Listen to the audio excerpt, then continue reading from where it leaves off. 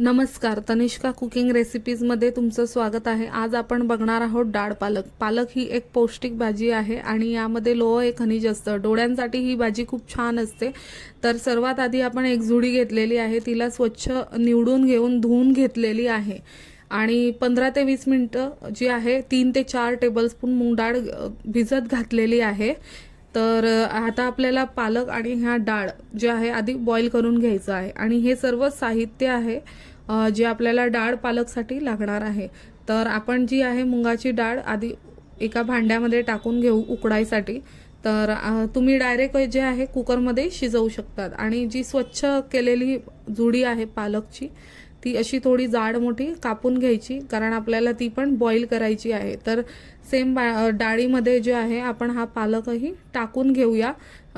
तर हा पालकही आपण जे आहे सेम भांड्यामध्ये टाकून देऊया आणि थोडं त्याच्यामध्ये पाणी घालायचं।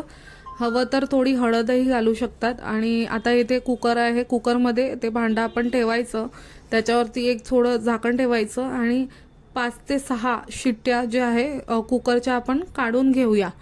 तर इथे तुम्हाला दिसतंय कुकरच्या शिट्ट्या होत आहेत। तर सोबतच आपण जे आहे 10 ते 12 हिरवी मिरची घेतलेली आहे, 6 ते 7 लसणाच्या पाकळ्या घेतलेल्या आहे आणि अर्धा इंच अद्रक घेतलेला आहे। तर याची आपण जे आहे छान अशी दरदरी पेस्ट करून घेऊया मिक्सरला। तर आता तुम्हाला दिसतंय आपण जे आहे मिरच्यांची, अद्रक आणि लसूणची पेस्ट करून घेतलेली आहे। तर एक असा मीडियम साईज कांदा घ्यायचा आणि त्याला असं बारीक चिरून घ्यायचं। आणि एक टोमॅटो घेतला आहे मीडियम साईज, टोमॅटोही छान असं बारीक कापून घ्यायचं। ही भाजी खायला खूपच छान असते। तर तुम्हाला दिसतंय आता आपण टोमॅटोही कापून घेतलेला आहे। आता सोबतच आपण जे आहे कोथिंबीर घेतलेली आहे, कोथिंबीरही छान अशी कापून घ्यायची आहे।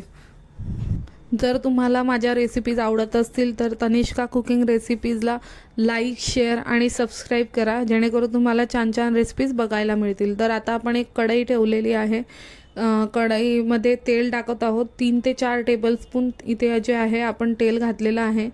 तेल छान गरम होऊ द्यायचं आणि त्याच्यामध्ये जिरा मोहरी घालायची। जिरा मोहरी छान तळली की 1 टीस्पून जे आहे हिंग घेतलेला आहे तो घालायचा आणि 1 टीस्पून कसुरी मेथी घालायची आणि हिरवी मिरची, अद्रक, लसूणची जी आपण पेस्ट केली होती ती घालायची आहे। थोडी तेलामध्ये परतून घ्यायची छान। आता आपण बारीक चिरलेला जो कांदा होता तो घालायचा। कांदा थोडा तांबूस कलर येईपर्यंत होऊ द्यायचा। आता तुम्हाला दिसतंय कांदा आपला तांबूस कलर येईपर्यंत भाजून झालेला आहे। तर 1 टीस्पून हळद, 1 टीस्पून आमचूर पावडर, 1 टीस्पून धना पावडर आणि 1 ते 2 टेबलस्पून चण्याचं पीठ घालणार आहोत। हे सर्व मसाले मिक्स करून घ्यायचे, छान परतून घ्यायचे। चण्याच्या पिठाने भाजीला थोडा घट्टपणा येतो। आता जो बारीक चिरलेला टोमॅटो आहे तो आपण इथे घालणार आहोत। तर टोमॅटो छान असं होऊ द्यायचं। आता तुम्हाला दिसतंय टोमॅटो आपलं छान झालेलं आहे। तर त्यामध्ये आपण जे उकडलेले डाळ आणि पालक आहे ते घालणार आहोत। तर डाळ पालक आपण घातलेला आहे ते छान असं मिक्स करून घ्यायचं सर्व मसाल्यांमध्ये। तर तुम्हाला हवं त्याप्रमाणे तुम्ही कन्सिस्टन्सी ॲडजस्ट करायची। तर मी इथे 1 ते 1.5 ग्लास पाणी घातलेलं आहे। तुम्हाला पातळ हवं तर अजून घालू शकतात किंवा तुम्ही कमीही करू शकतात। तर 1 ते 1.5 टीस्पून तिखट आणि चवीनुसार मीठ घातलेलं आहे।